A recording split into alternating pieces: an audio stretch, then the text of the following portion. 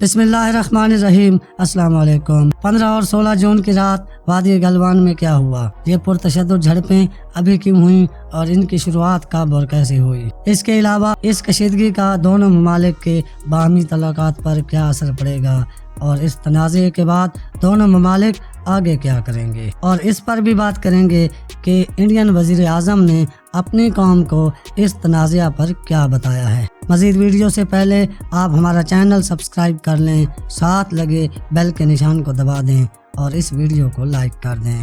یہ سوال کیا جا رہا ہے کہ 15 اور 16 جون کی رات وادی گلوان میں کیا ہوا؟ تو 15 اور 16 جون کی رات LAC یعنی لائن آف ایکچوئل کنٹرول پر ایک خون ریز جھڑپ ہوئی، جس میں انڈیا کے ایک کرنل سمیت 20 سے زائد فوجی ہلاک ہو گئے تھے۔ انڈیا کی فوج نے یہ دعویٰ کیا کہ اس جھڑپ میں چین کا بھی بھاری جانی نقصان ہوا ہے اور 45 سے 50 فوجی ہلاک ہوئے ہیں، مگر چین نے ایسے کسی بھی دعوے کو تسلیم نہیں کیا ہے۔ انڈین فوج کے مطابق چینی فوجیوں نے ان پر کیل لگے ڈنڈوں، پتھروں اور خاردار تاروں سے حملہ کیا۔ یہ پرتشدد جھڑپیں اب کیوں شروع ہوئیں اور کیسے شروع ہوئیں؟ اس کا جواب یہ ہے کہ اس تناؤ کا آغاز اپریل کے تیسرے ہفتے میں ہوا، جب چین نے اپنی فوج کی تعداد اور بڑے ٹرکوں کی تعداد میں اضافہ کیا اور وادی گلوان میں موجود جھیل میں چینی فوج کی گشت کی خبریں سامنے آنے لگیں۔ اس تنازع کی وجہ وادی گلوان میں انڈیا کی طرف سے تعمیراتی کام بنا۔ کچھ انڈین دفاعی تجزیہ کار اس کو آرٹیکل 370 اور 35A کے خاتمے کے تناظر میں بھی دیکھ رہے ہیں۔ وادی گلوان میں کتنے انڈین فوجی ہلاک ہوئے؟ تو یہ کنفرم ہے کہ ایک کرنل اور 20 جوان جو کہ بہار رجمنٹ سے تعلق رکھتے تھے ہلاک ہوئے ہیں، جبکہ ایک مقامی لیجسلیٹو اسمبلی کے ممبر نے 150 سے 250 فوجیوں کی ہلاکت کا دعویٰ بھی کیا ہے، جس کو بعد میں گرفتار کر لیا گیا۔ چین کے کتنے فوجی مارے گئے اس بارے جب چینی وزارت خارجہ کے ترجمان چاؤ لیجیان سے پوچھا گیا تو انہوں نے کہا کہ ان کے پاس ایسی کوئی اطلاع نہیں ہے اور دونوں ممالک کی فوجیں اس مسئلے کو حل کرنے میں لگی ہوئی ہیں۔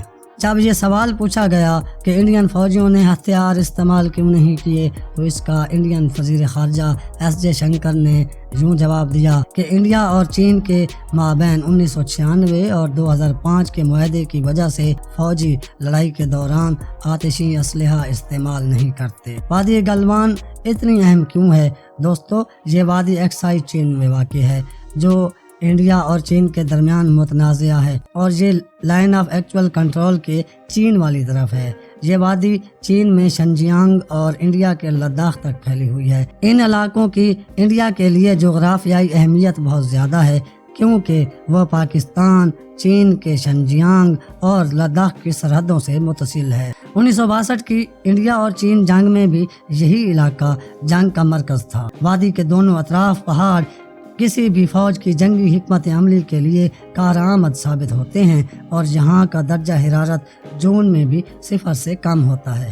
انڈیا کی طرف سے یہ دعویٰ ہوا کہ وہ اپنے علاقے میں وادی گلوان کی طرف ایک سڑک بنا رہا ہے، جسے روکنے کے لیے چین نے یہ کارروائی کی ہے۔ یہ سڑک کراکرم پاس کے قریب ہے اور فوجی سپلائی کے لیے بہت زیادہ اہمیت کی حامل ہے۔ اس کی اہمیت کچھ اس طرح ہے کہ انڈیا کی زمینی سرحد، جس کی کل لمبائی 15,000 کلومیٹر ہے اور جو 6 ممالک سے ملتی ہے، ان میں انڈیا کی چین کے ساتھ سرحد 3,488 کلومیٹر مشترک ہے، جو جموں و کشمیر، ہماچل پردیش، اتراکھنڈ، سکم اور اروناچل پردیش سے ہو کر گزرتی ہے۔ اس لیے انڈیا کے لیے یہ فوجی لحاظ سے بہت اہمیت کی حامل وادی ہے، جس سے انڈیا کارگل اور سیاچین تک فوجوں کو رسد پہنچانے میں مدد لیتا ہے۔ 17 جون کو چین نے وادی میں خود مختاری کا اعلان کر دیا ہے، جسے انڈیا نے مسترد کیا ہے، اور چند دن پہلے انڈین فضائیہ نے لداخ کی فضاؤں میں پروازیں کی اور جنگی طیاروں کی گھن گرج سے چین پر